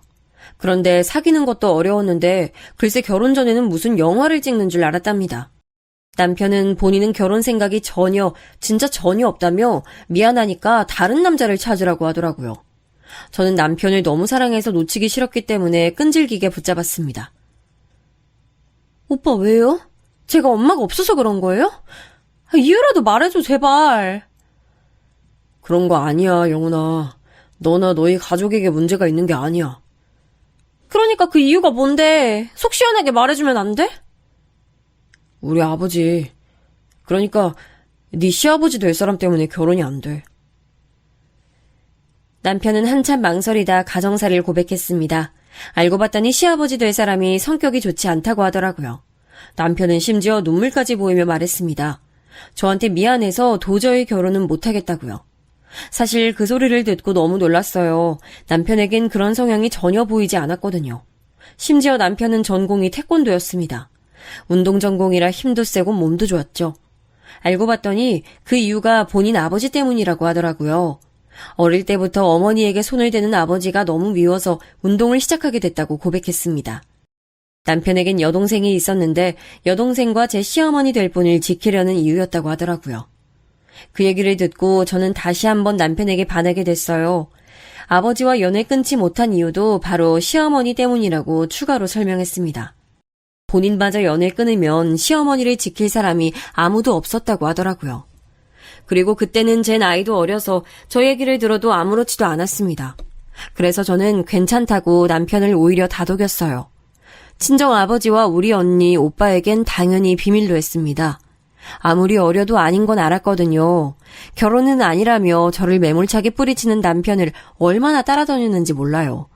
그때는 둘 다 패밀리 레스토랑을 그만두고 둘 다 대학을 졸업하고 일을 하고 있었거든요. 제가 남편의 군대도 기다려주고 남편도 또래보다 늦은 제 대학 생활을 기다려줬습니다. 그때는 남편이 없으면 안 될 것 같았어요. 어렸을 때부터 외로움에 취약했던 터라 제 옆에서 한결같은 남편이 너무 좋았습니다. 남편은 그때 태권도장에서 일하고 있었는데 제가 도장으로 찾아가서 매일같이 기다리자 나중엔 본인 여동생을 데려왔어요. 5년 넘게 사귀면서 여동생은 있다는 얘기만 듣고 본 적이 없었거든요. 제가 아무리 궁금하다고 해도 보여주지 않았는데 여동생을 보자 그 이유를 알게 됐습니다. 결혼이요? 우리 오빠만 보면 반대 안 해요. 내 친오빠지만 진짜 사람 좋아요. 근데 저 집하고 연락 끊었거든요. 그 이유가 뭔지 아세요? 우리 아빠 때문이에요. 저도 그건 들어서 알고 있어요. 그래도 결혼하고 싶어요. 우리 아빠, 아빠라고 부르고 싶지도 않아요. 그 사람 진짜 말도 하기 싫어요. 딸도 때리고 엄마도 때리는데 며느리라고 손 못 댈까요? 오빠가 막아주긴 하겠지만. 시누이는 저에게 대놓고 결혼은 안 된다고 말렸습니다. 그래도 저는 물러서지 않았어요. 그냥 남편이 있으니 괜찮을 것 같았죠. 제가 끈질기게 달라붙자 남편은 자포자기한 상태가 됐습니다. 시누이는 본인은 말렸다고 할 일을 다 했으니 자기에게 연락하지 말라고 하더라고요. 자기는 아빠한테 질릴 대로 질렸다는 말을 끝까지 했죠. 제 끈질긴 매달림이 남편에게 통했는지 남편은 본인 집에 인사를 가자고 했습니다. 저는 너무 좋아서 설레는 마음으로 가기로 한 날짜를 손꼽아 기다렸어요. 그리고 드디어 인사 가는 날이 되었습니다. 아침부터 옷을 몇 번을 갈아입고 머리까지 예쁘게 했어요. 백화점에 가서 시부모님 줄 선물도 사서 예쁘게 포장하고 꽃다발까지 들고 방문했습니다. 남편은 저에게 아니다 싶으면 그냥 그대로 나가도 된다고 말하더라고요. 저는 제가 직접 보고 판단하고 싶은 마음에 일단 그대로 시댁에 향하게 되었죠. 그리고 딱 시부모님을 마주쳤는데 사실 첫인상은 두 분 다 온화하셨습니다. 속으로 이렇게 다정하고 친절한데 사람을 때린다고 생각이 들 정도로요. 시아버지야 그렇다 쳐도 시어머니가 특히 제게 잘해주셨습니다. 우리 아들이 그렇게 칭찬하더라고요. 실제로 보니까 왜 그런지 이해가 가요. 이렇게 참하고 예쁜 아가씨가 며느리가 된다니 생각만 해도 기뻐요. 우리 집 와줘서 고마워요. 아니에요. 예쁘게 봐주셔서 감사합니다. 엄마 없이 자랐던 저는 시어머니의 따뜻한 환대에 마음이 녹았어요. 실제로 우리 집은 엄마가 일찍 돌아가셔서 제대로 밥을 먹지 못했거든요. 그런데 시어머니는 제가 집으로 온다고 하니까 말 그대로 진수성찬을 차려주셨습니다. 갈비찜, 잡채, 된장찌개, 갈치구이, 각종 밑반찬까지 아직도 그 식탁이 생각이 나요.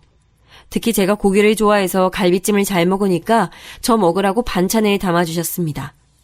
그런 시어머니를 보니까 괜히 마음이 뭉클했어요. 저는 자라면서 엄마 품이 항상 그리웠는데 시어머니를 보고 엄마를 다시 만난 기분이 들었습니다. 시아버지는 시어머니만큼은 아니었는데 그래도 나름 친절하셨어요. 특히나 누구를 때릴 만한 행동은 전혀 보이지 않았습니다. 걱정과는 달리 아주 순조롭게 인사를 마칠 수 있었어요. 오빠, 생각보다 아버님 되게 다정하신데? 그리고 난 어머님 보니까 우리 엄마가 생각나. 너무 따뜻하고 좋은 분이셔. 처음이라 티를 안 냈나 봐. 엄마는 진짜 다정하고 좋은 분이셔. 영훈아, 진짜 마지막으로 한 번 더 생각해봐. 널 위한 선택이라 그래. 난 괜찮아. 그리고 무슨 일 있으면 오빠가 막아줄 거잖아. 난 오빠 믿어. 저는 진심으로 남편을 믿었어요. 결혼할 때 시부모님 될 사람들이 그렇게 중요하다고 언니가 저에게 항상 말했거든요. 그런데 시어머니 될 분이 너무 따뜻하니 결혼 생각이 더 간절해졌습니다. 그렇게 저는 제 선택을 확신하고 결혼 준비를 시작했죠. 다행히 상견례도 무사히 마쳤고 결혼 준비하며 상대적으로 우리 집이 경제적으로 더 안 좋았는데 시아버지가 굉장히 아무렇지 않게 지원을 많이 해주셨어요. 지원을 받을 만큼 받으니 친정에서도 결혼을 적극적으로 찬성하셨죠. 그렇게 시작된 결혼 생활은 그렇게 어렵지 않았습니다. 명절이나 생신 때 시댁에 방문해도 시아버지는 누구를 때리는 모습을 보이지 않았어요. 남편은 그래도 불안하다고 시댁과 가까이 살길 원했죠. 그래서 신혼집도 시댁에서 10분 거리에 얻게 됐습니다. 그러다 시아버지의 욱하는 성질을 보게 된 때가 있었어요. 그날은 바로 결혼 후 첫 시아버지 생신이었습니다. 시어머니보다 시아버지 생신이 빨라 저한테는 첫 생신이셨죠. 주변도 그렇고 우리 친언니도 그렇고 결혼 후 첫 명절은 며느리가 생일상을 챙기는 경우가 많더라고요. 저도 그래서 언니한테 급하게 연락해서 열심히 생일상을 준비했습니다. 시어머니에게 몰래 연락해서 제가 준비한다고 말도 꺼냈어요. 그렇게 신혼집에서 열심히 준비해서 시부모님을 기다렸습니다. 그런데 7시까지 오시기로 하셨는데 8시가 돼도 오지 않더라고요. 혹시 무슨 일이 생긴 건지 남편과 걱정하고 있는데 점점 남편의 표정이 안 좋아지기 시작했습니다. 시간이 흐르며 더 초조해했어요. 손톱까지 물어뜯으며 시어머니 걱정을 심각하게 하기 시작했죠. 두 분 다 전화도 받지 않고 아예 연락이 전혀 되지 않으니 차라리 시댁에 가보자고 결론을 내렸습니다. 그때가 정확히 8시 30분이었어요. 남편과 차키를 챙겨 주차장으로 가려고 준비할 때 띵동 하고 초인종이 울렸습니다. 인터폰을 보니 시부모님이셨죠. 어머님, 아버님, 걱정했어요. 무슨 일 있으셨어요? 아유, 미안하다, 영은아. 오는 길에 가벼운 접촉사고가 났어. 연락한다는 게 우리도 당황해서 그러질 못했네. 아, 그러셨어요? 어디 아프진 않으세요? 그래도 병원 가보시는 게 좋을 것 같아요. 아니야, 괜찮아. 아유, 우리 영은이가 요리까지 했는데 병원은 무슨. 괜찮아. 오래 기다리게 해서 미안해. 시부모님은 시댁에서 우리 집으로 오는 길에 접촉사고가 났다고 하셨어요. 그런데 시어머니만 우리 부부에게 미안하다고 말씀하시고 시아버지는 입을 꾹 다물고 계셨습니다. 아무 말도 하지 않고 그러고 계시니 저는 괜히 눈치가 보였어요. 어색하게 식탁에 앉아 다 식은 요리를 먹고 있는데 남편의 표정도 점점 굳고 말이 없어졌습니다. 저는 결혼하고 이런 분위기가 처음이라 너무 어색했어요. 시어머니가 그나마 분위기를 풀어보시려고 노력하셨죠. 둘이서만 대화하며 억지로 식사를 이어갔습니다. 시아버지는 밥을 먹고 꼭 담배를 피우시곤 하세요. 그날도 식사를 마치고 시아버지가 담배를 피우신다고 밖으로 나가셨습니다. 나가시자마자 남편은 시어머니에게 말했어요. 엄마, 아버지가 또 때렸어요? 응? 아니야. 얘가 지금 무슨 소리를 하는 거야? 아니, 지금 분위기가 딱 봐도 그렇잖아. 오는 길에 무슨 일 있었던 거예요? 아유, 아니야. 얜 무슨 영은이 앞에서 못하는 소리가 없어. 남편 말을 듣고 저는 깜짝 놀랐습니다. 시어머니는 계속 제 눈치를 보셨죠. 전 이게 무슨 일인가 싶어 눈만 동그랗게 뜨고 남편과 시어머니를 번갈아 쳐다봤어요. 남편은 표정을 고치고 아버지가 또 손을 댔냐고 점점 격양됐습니다. 시어머니는 끝내 아니라고 말씀하셨죠. 그때 시아버지가 집에 다시 들어오셨습니다.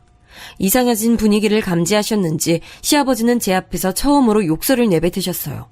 저를 향한 욕설도 아니었고 누구를 특정해서 하신 것은 아니었지만 분위기가 매우 험악해졌습니다. 제 표정이 안 좋아지자 시어머니가 중간에서 계속 중지하셨어요. 오랜만에 아들 부부 집에 오셨는데 두 분 다 자고 가세요. 응? 아니야. 집에 가도 괜찮어. 아니요, 자고 가세요. 아까 영은이도 그러라고 했어요. 남편은 급기야 두 분을 자고 가라고 했습니다. 그리고 저를 방 안으로 데려가더니 힘겹게 말을 꺼냈어요. 여보, 미안해. 그런데 아무리 봐도 지금 아버지 상태가 이상해. 이대로 엄마를 아버지랑 보낼 수가 없어. 오늘만 우리 집에서 자고 가라고 하자. 아버지가 그래도 시간이 지나면 또 아무 일도 없었다는 듯이 풀어주셔. 엄마를 위해서 내가 너무 미안해. 응? 아니야, 괜찮아. 시부모님은 남편이 계속 자고 가라고 하자 자고 가셨어요. 그리고 그날 밤 옆에서 지켜보니 진짜로 시아버지는 욱하는 성질이 있더라고요. 텔레비전을 보다가도 갑자기 욕설을 내뱉는다거나 괜히 우리가 키우는 강아지에게도 성질을 내셨어요. 제가 그동안은 시아버지와 이렇게 오래 있을 시간이 없어 몰랐던 거죠. 괜히 죄도 없는 우리 강아지에게 시끄럽다고 하는 걸 보고 마음속으로 상처를 받기도 했습니다. 반면 시어머니는 자고 가는 게 미안하다고 하시며 청소를 자꾸 하셨어요. 제발 가만히 있으라고 해도 들은 척도 하지 않으셨죠. 어머님, 청소 안 하셔도 괜찮아요. 제가 부담스러워요. 이제 그만 주무세요. 아니야, 내가 이렇게 얹혀 자는데 청소까지 안 하면 어떡해. 어머님. 어머님, 여기 멍이... 쉿, 영은아, 부탁이야. 아들한테 날리지 말아줘. 그러다 저는 화장실 청소하는 어머님을 말리다 팔에 있는 멍을 발견했습니다. 어머님은 제가 발견한 멍을 필사코 숨기고자 하셨어요. 남편에게 제발 알리지 말아달라며 애처롭게 비는 모습을 보니 가슴이 아팠습니다. 그 장면을 보자 남편이 했던 말이 현실로 떠올랐어요. 제가 놀라자 어머님은 괜찮다며 오히려 저를 달래셨습니다. 어머님과 약속했기에 이 장면을 남편에게 따로 말하진 않았어요. 그렇게 시부모님은 다시 다음날 시댁으로 가셨습니다. 다행히 남편이 말했던 것처럼 시아버지는 자고 일어나니까 기분이 괜찮아지셨어요. 남편이 말하길 시아버지는 24시간 내내 기분이 안 좋고 그러면 모르겠는데 본인 기분이 안 좋을 때만 시어머니에게 손을 댄다고 하더라고요. 기분이 좋으면 첫날 저에게 그랬던 것처럼 시어머니에게 또 잘한다는 말을 들었습니다. 시어머니도 이혼을 생각했는데 그때마다 또 정신 차린 것처럼 또 잘해주고 하니 계속 이렇게 살게 됐다고 했죠. 그리고 시아버지 집안이 잘 산다고 했잖아요. 실제로 시어머니 집에 있는 빚을 다 갚아줬다고 해요. 그러니까 시어머니는 이혼하고 싶어도 자꾸 시아버지가 그 돈을 갚고 나가라고 하니 이혼도 못하고 있었습니다. 그렇게 저도 점점 시아버지의 실체를 알게 됐는데 어느 날 시아버지의 만행이 하나 더 생겼어요. 남편이 퇴근하고 집에 왔는데 표정이 너무 어둡더라고요. 무슨 일이 있냐고 물었더니 시어머니가 연락이 왔다고 하며 어렵게 말을 꺼냈습니다. 아니, 우리 할머니, 그러니까 우리 엄마한텐 시어머니지. 아버지가 할머니를 집으로 모시겠대. 거동이 불편하신데 요양원에 보내긴 싫으신가 봐. 그거 병간호를 다 우리 엄마가 하게 생겼어. 어머, 하긴 아버님은 일하셔야 하잖아. 상의도 없이 그런 거야? 그냥 무작정 데려왔나 봐. 아무런 언질도 없이. 엄마가 너무 당황하셔서 전화하셨더라. 우리 엄마가 그리고 시집살이를 많이 당했거든. 속상하네. 여보, 우리가 중간에서 중재라도 해보는 게 어때? 남편에게 들어보니 시어머니는 시어머니의 시어머니에게 시집살이를 많이 당하셨더라고요. 시어머니는 20살 때 시집 오셨는데 그때부터 집안 식모처럼 일하셨다고 합니다. 온갖 집안일부터 집안 어른들 병간호까지 안 하는 일이 없으셨대요. 실제로 남편의 할아버지, 시어머니에겐 시아버지죠. 마지막에 돌아가시기 전에 병원에 3년을 계셨는데 그때도 시어머니가 옆에 딱 붙어서 간호했다고 합니다. 시댁 식구들이 밥을 먹기 전에는 밥을 먹을 수도 없었대요. 우리 딱한 시어머니는 오히려 며느리인 저에게는 어찌나 잘해주셨는지 몰라요. 우리 집에 놀러 오시라고 해도 잘 오지 않고 어쩌다 오시면 온갖 집안일을 다 해주십니다. 제가 시댁에 가면 물 한 방울이라도 묻히지 않게 하셔요. 엄마가 어릴 때 돌아가셔서 기본적인 생활살림을 모르는 저에게 시어머니는 백과사전이셨습니다. 제대로 바느질도 못하는 저를 단추를 다는 법부터 옷의 길이를 줄이는 법까지 다 알려주셨어요. 제가 잘 먹으면 반찬을 싸주시고 또 그 음식을 만드는 방법을 손으로 적어주셨죠. 이런 시어머니를 시아버지가 또 고생시킨다고 생각하니 마음이 아팠습니다. 그래서 일단 우리 부부가 말이라도 꺼내보려고 시댁을 방문했어요. 그런데 저는 그날 너무 놀라게 됐습니다. 바로 시아버지의 행동 과잉을 제 눈으로 처음 직접 목격한 날이거든요. 시아버지의 행동은 와장창 하는 소리와 함께 시작됐어요. 저와 남편이 요양원 단어를 꺼내자 시아버지는 호통을 치셨습니다. 그러더니 갑자기 거실에 있는 화분을 내동댕이 치기 시작했어요.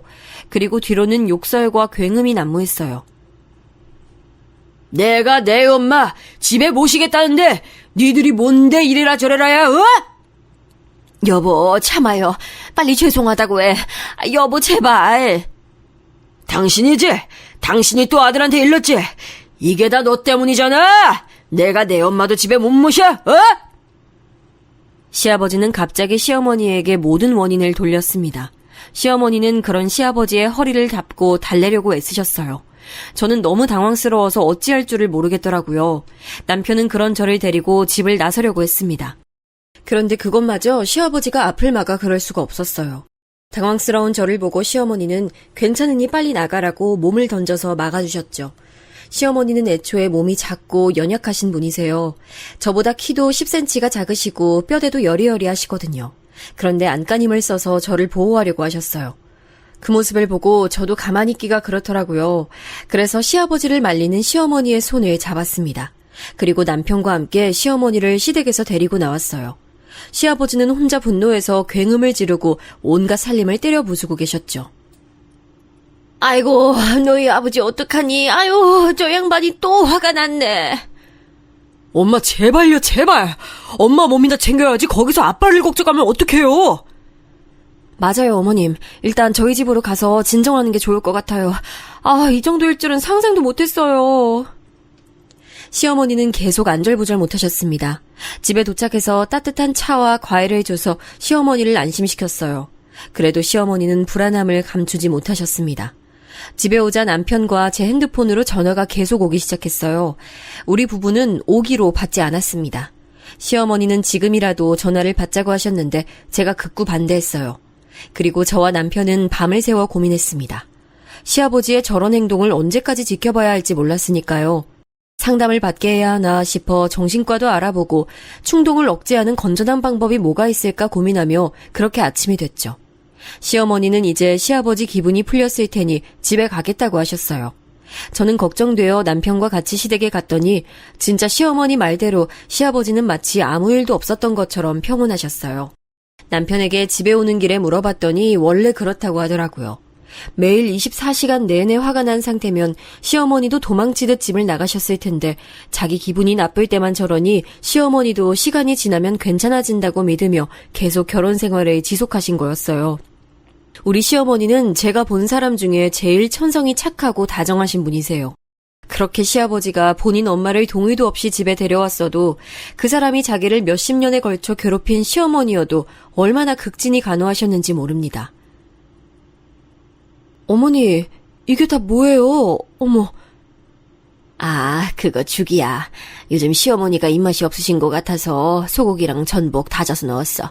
영은이 너도 먹어. 이리 와서 앉아. 우와, 죽이 이런 맛이 나올 수도 있는 거예요? 너무 맛있어요. 완전 영양 가득이네요. 시어머니는 시할머니가 기력이 없으신 것 같다고 직접 요리도 다 하셨어요. 제가 시댁에 방문할 때마다 전복죽부터 시작해서 온갖 진귀한 식품들이 많았습니다. 눈이 휘둥그레진 저에게 꼭 맛보라고 입에 하나라도 더 넣어주셨죠. 이것뿐만 아니라 시어머니는 직접 시할머니를 병원에 데리고 다니셨어요. 당신도 나이가 있으시면서 힘든 몸으로 시할머니를 데리고 병원이며 산책이며 다니셨죠.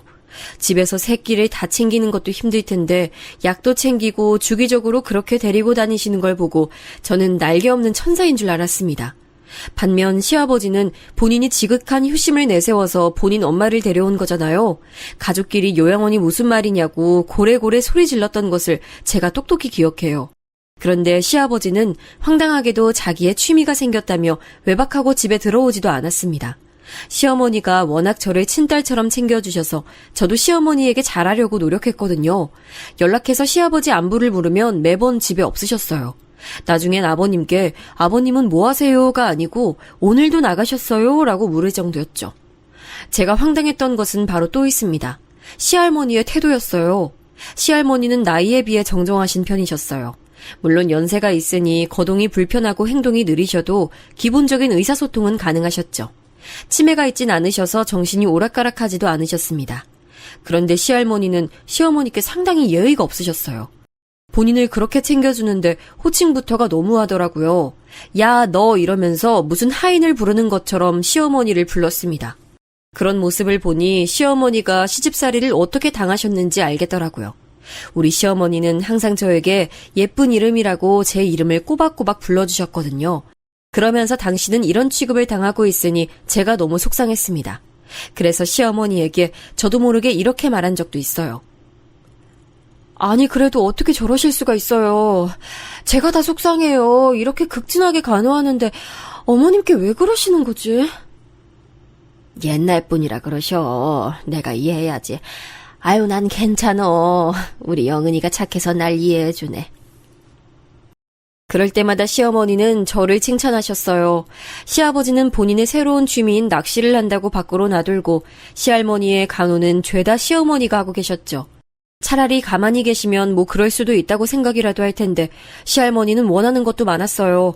옆에서 보면 뭐가 그렇게 불만인지 궁금할 정도였죠. 남편도 상황이 답답해도 막상 시어머니가 당신께서 괜찮다고 하니까 우리가 뭐 어찌할 도리가 없었습니다. 이런 상황 속에서 저는 임신을 하게 됐어요. 임신하고 나서 저는 유독 입덧이 심해 오히려 살이 빠졌습니다. 남들은 임신했을 때 최고 몸무게를 찍는다고 하잖아요. 저는 반대로 배는 불러오는데 다른 곳은 점점 살이 빠졌어요. 병원에서도 음식을 잘 챙겨 먹으라고 할 정도였죠.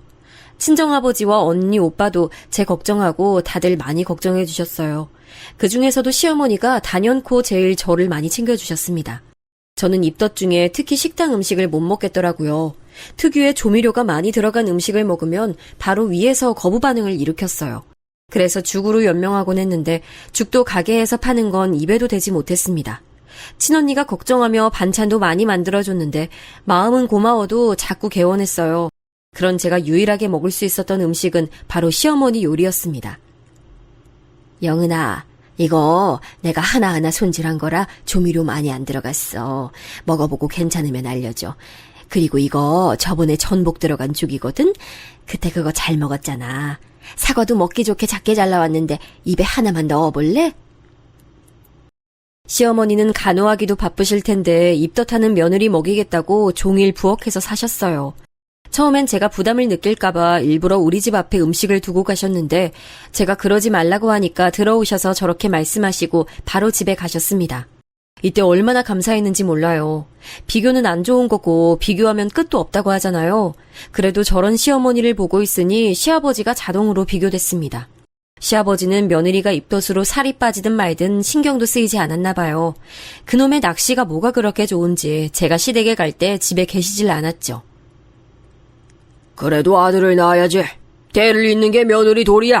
아쉽게 딸이 나오면 바로 아이 다시 가져. 아버지, 도대체 그런 말을 왜 임신한 며느리 앞에서 하세요? 뭐? 그럼 내가 내 집에서 내 입으로 말도 못하냐? 내가 이러니까 집구석에 들어오기가 싫은 거야, 어? 여보, 그만해. 어쩌다 얼굴을 보면 저런 말을 해서 분위기를 안 좋게 만들기까지 하더라고요. 저도 당연히 기분이 좋지 않았습니다. 그런데 저나 남편이 시아버지의 말에 대꾸를 시작하면 시아버지는 바로 분노하셨어요. 그 불똥이 시어머니에게 튈까 두려워 저는 남편을 말리기 바빴습니다. 그러면서 빨리 제가 출산해서 아이가 나오길 기다렸어요. 친언니가 저에게 어른들은 손주를 보면 그렇게 안 하던 짓을 한다고 했거든요. 태교하며 최대한 좋은 것만 생각하고 싶은 마음도 당연히 있었고요. 시어머니는 요리도 그렇고 영양제도 많이 챙겨주셨습니다. 평소에도 저에게 물 한 방울 묻히게 하는 분이 아닌데 임신했을 땐 더 그러셨어요. 시댁에 가서 제가 뭐라도 하려고 하면 제 앞을 가로막으며 제발 앉아있으라고 하셨죠. 덕분에 임신 후기로 가면서는 저도 점차 몸무게가 늘기 시작했습니다. 그리고 출산하게 됐는데 무려 쌍둥이 자매를 낳게 됐어요. 알고 봤더니 친가 쪽에 쌍둥이가 있다고 하더라고요. 아기가 2명이나 찾아오다니 남편과 저는 2배로 기뻤습니다. 하지만 기쁨도 2배지만 힘듦도 2배였어요. 남편은 동네에서 태권도장을 운영했는데 아무래도 관장님으로 있으니까 육아에 많은 힘을 쏟진 못했습니다. 물론 다른 남편에 비해 많이 도와줬던 건 사실이에요. 하지만 그것도 한계가 있었죠. 도장에 가서 아이들을 가르쳐야 하니 그때는 제가 혼자 아이들을 돌봐야 했습니다. 도우미 아주머니를 불러서 해결해도 아이들이 낯을 굉장히 많이 가려서 힘들었어요. 그때 제 구세주가 바로 시어머니였습니다. 아유, 공주들이 우리 영훈이처럼 너무 예쁘다. 크게 우는 거 보니까 크게 될 사람인가 봐. 어머니, 안 힘드세요? 아이들 내려놓고 좀 쉬세요. 난 하나도 안 힘들어. 괜찮아. 영훈이 너야말로 지금이라도 좀 자.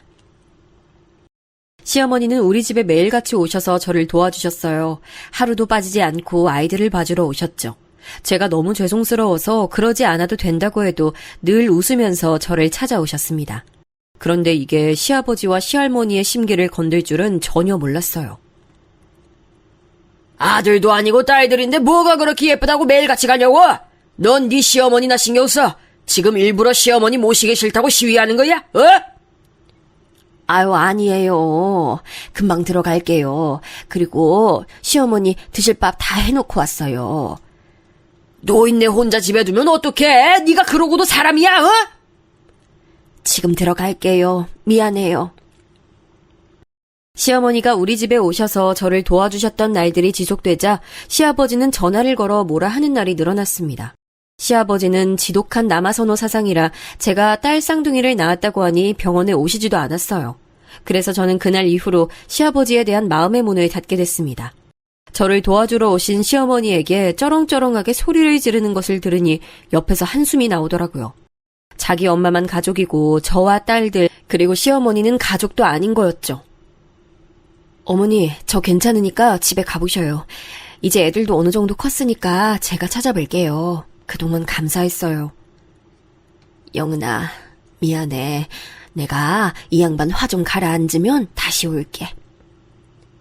시어머니는 이미 병원도 모시고 다녀오고 식사도 다 식탁에 차려놓고 오셨는데도 죄를 지은 사람처럼 다시 시댁으로 가셔야 했어요. 그 모습을 보고 한숨이 나왔죠. 남편하고 얘기해도 시어머니는 결혼할 때 본인 집 빚을 다 갚아줬다는 이유로 시댁에 꼼짝 못하셨습니다. 또 시아버지는 본인의 기분이 좋으면 시어머니에게 잘해줬으니 그 모습을 보고 버티셨죠. 이렇게 몇 년의 시간이 흐르게 됐어요. 그동안 시아버지는 욱하는 모습을 보이기도 했고 보다 못한 우리 부부가 시어머니를 집으로 데려온 적도 몇 번이나 있습니다. 그러던 어느 날 시아버지는 심지어 멀쩡히 다니던 회사를 그만두고 빚을 내어 가게도 열었어요. 취미로 낚시하러 다니니 그렇게 동네에 횟집을 열게 됐습니다. 이 과정에서 남편과 시아버지가 얼마나 대립했나 몰라요. 왜냐하면 시아버지는 있는 돈을 다 끌어다 가게를 열게 됐거든요. 그러면서 돈이 부족했는지 우리 부부에게 금전을 요구했어요. 사소하게 냉장고를 사달라, 의자를 사달라 시작해서 나중에 저에게 주방에서 일손을 도우라고 하셨죠. 부탁해도 들어줄지 말지 고민이 될 텐데 아예 강요하다시피 얘기하는 터라 어이가 없었습니다. 아이들 육아를 핑계로 당연히 가게 일은 도우려고 하지 않았어요. 그런데 시어머니가 가게에서 고생하는 것을 보니 저도 모르게 돕게 됐습니다. 시어머니는 심지어 가게에서 주문받고 힘들게 일하면서도 집에 가서 시할머니를 돌보셨어요. 저라면 도저히 그렇게 하지 못할 텐데 시어머니는 항상 그러면서도 웃음을 잃지 않으셨습니다. 제가 화가 났던 건 시아버지의 태도였어요. 빚을 내고 우리 부부에게 금전적으로 도움을 받으며 가게를 열었으면 그래도 책임감을 보여야 하지 않을까요? 시아버지는 가게 사장이라는 직함만 챙기고 일은 전혀 하지 않았습니다. 낚시하며 생선회를 뜨는 방법을 익혔다면서 주방에 코빼기도 비추지 않았죠. 이 과정에서 남편과 얼마나 많은 다툼이 있었는지 모릅니다. 그러다 결국 일이 터졌어요. 이 사연이 오늘 사연의 핵심인데요. 횟집 운영하며 일손이 점점 부족하니 결국 직원을 한 명 더 뽑게 됐습니다. 시아버지는 가게 일에 관심도 없더니 사람을 뽑는다고 하니까 또 과잉 반응을 했어요. 심지어 남편에게 도장을 접고 자기 가게에 헌신적인 모습을 보이라고 해서 남편이 진지하게 연을 끊을까 생각까지 했습니다. 그래도 시어머니를 보고 버티고 있었는데 어느 날 시아버지가 새로 가게에서 일할 직원이라며 어떤 여자를 데려왔어요.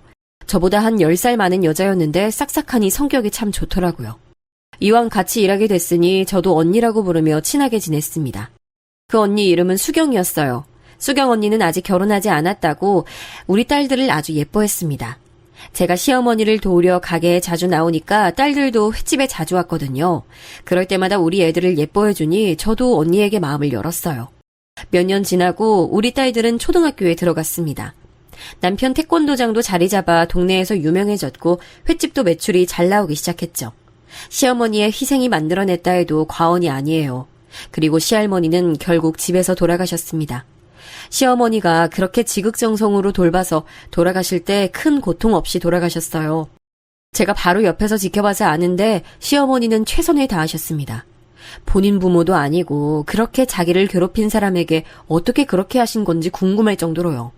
시아버지의 분노 조절이 가끔 우리 가족을 힘들게 했지만 그래도 가족이니까 어느 정도 눈 감아주며 지내던 어느 날이었습니다. 시댁에 방문했는데 시어머니가 안 보였어요. 제가 분명 출발했다고 해서 오는 걸 알고 계셨을 텐데 조용해서 의아했죠. 그러다 화장실 문을 열었더니 시어머니가 글쎄 혼자 울고 계셨습니다. 어머니 왜 그러세요? 무슨 일 있으세요? 아유, 영은아, 어떡하니? 아유, 나 이제 어떡해? 왜요? 또 아버님이 화내셨어요? 네 시아버지가 수경이랑 결혼한다고 나보고 집 나가래. 이게 무슨 일이니? 아유. 저는 너무 놀라 그대로 얼어버렸습니다. 시어머니에게 들은 내용은 충격적이었어요. 시아버지의 옷에서 수경 언니 지갑이 나오더래요. 그래서 추궁했더니 오히려 당당하게 이혼하자는 얘기를 꺼냈다고 하더라고요. 시아버지에 대한 분노가 솟았습니다. 다른 사람도 아니고 어떻게 시어머니에게 그럴 수가 있죠? 그리고 수경 언니에게도 화가 났어요. 뻔히 우리 가게에서 일했으면서 어떻게 바람이 나요. 저는 너무 화가 나서 남편의 도장으로 찾아가서 자초지종을 설명했습니다. 남편도 머리 끝까지 화가 나 임시로 도장을 씌웠고요. 그리고 시댁에서 같이 있으면서 시아버지를 기다렸어요. 시아버지가 집에 오자 저와 남편은 차분히 물었습니다. 그런데 태도가 기가 막혔어요. 뭐 어쩌라고? 네 엄마 요양원 보내. 난 수경이랑 살 거야. 이 지긋지긋한 집구석 다 필요 없어. 어떻게 그러실 수가 있으세요? 어머니가 그동안 헌신한 게 몇 년인데요. 40년을 고생하셨는데 어떻게 그러세요? 뭐? 네가 뭘 알아? 네가 뭘 아냐고? 며느리가 감히 시아버지에게 말대꾸야? 하여간 이놈의 집구석 옆에 애들 다 필요 없어. 싹 꺼져! 시아버지는 급기야 또 집안 살림살이를 깨부수기 시작했어요. 남편이 제압하자 아들이 자기를 죽인다며 경찰에 신고까지 했죠. 집에 오신 경찰에게 사정을 설명했더니 본인이 피해자라고 드러놓는 모습을 보며 기가 막혔습니다. 어떻게 사람이 저럴 수가 있죠?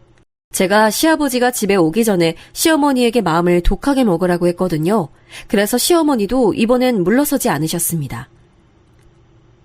내가 당신 엄마 병간호를 몇 년을 했어. 그런데 어떻게 나한테 이래? 참나, 그래서 뭐 어쩌라고? 난 수경이랑 살겠다잖아. 넌 요양원 가서 살아. 그게 말이 되는 소리야? 사람이 어떻게 그래? 내가 이 집안에 헌신한 게 얼만데? 누가 시켰어? 그러라고 시켰냐고. 요양원 가. 가족끼리 무슨 요양원을 보내냐고 화냈던 시아버지는 어디 가고 오히려 멀쩡한 시어머니를 요양원에 보내려고 하는 시아버지만 있더라고요. 시아버지는 우리가 아무리 화내고 따져도 들은 척도 하지 않았습니다. 저는 너무 화가 나서 수경 언니에게 전화를 걸었어요. 하지만 절대 받지 않았죠. 저와 남편은 시댁에 더 있기가 싫었어요. 그래서 시어머니를 데리고 집을 나왔습니다. 시아버지는 끝까지 그런 우리에게 소리쳤어요. 요양원 보내버려 라고요. 시어머니는 충격이 크신지 우리 집에 와서도 한참을 우셨습니다.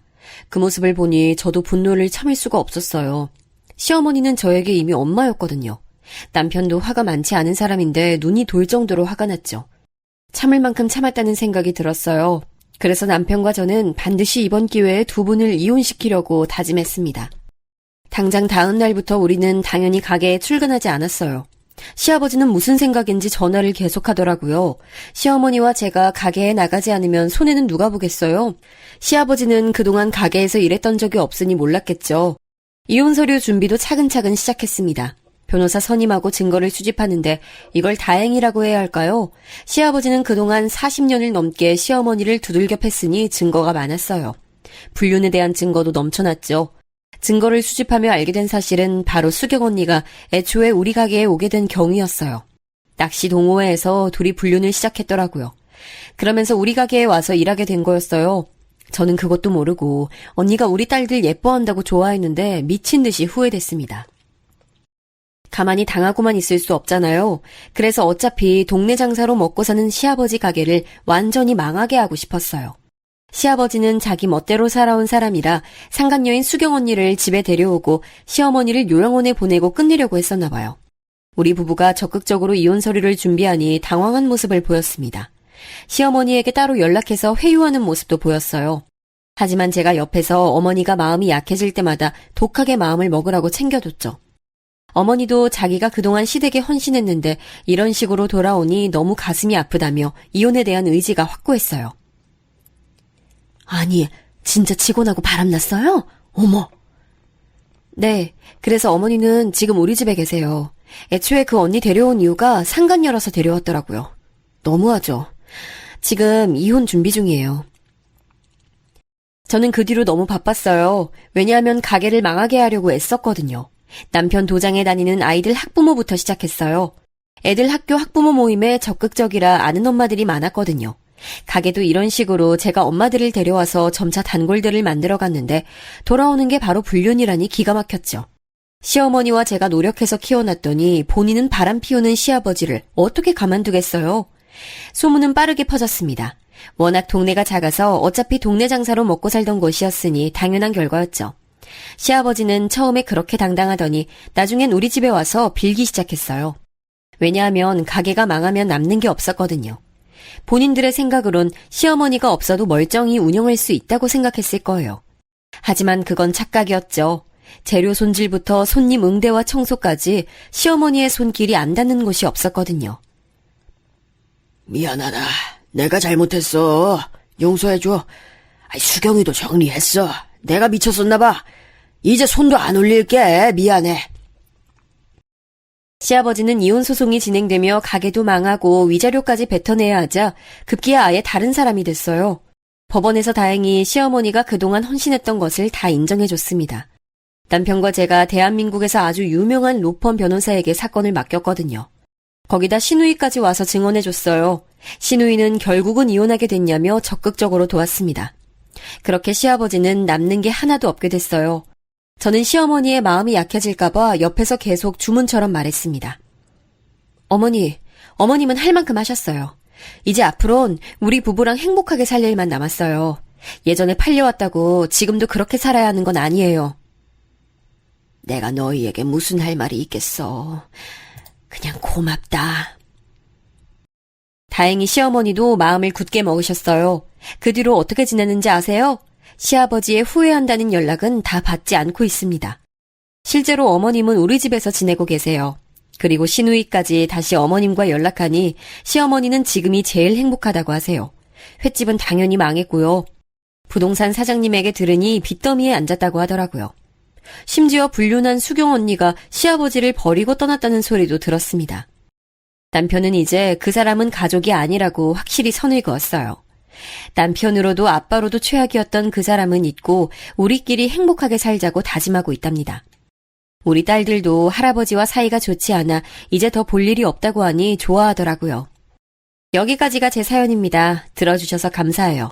우리 가족은 시어머니 모시고 평생 행복하게 잘 살겠습니다.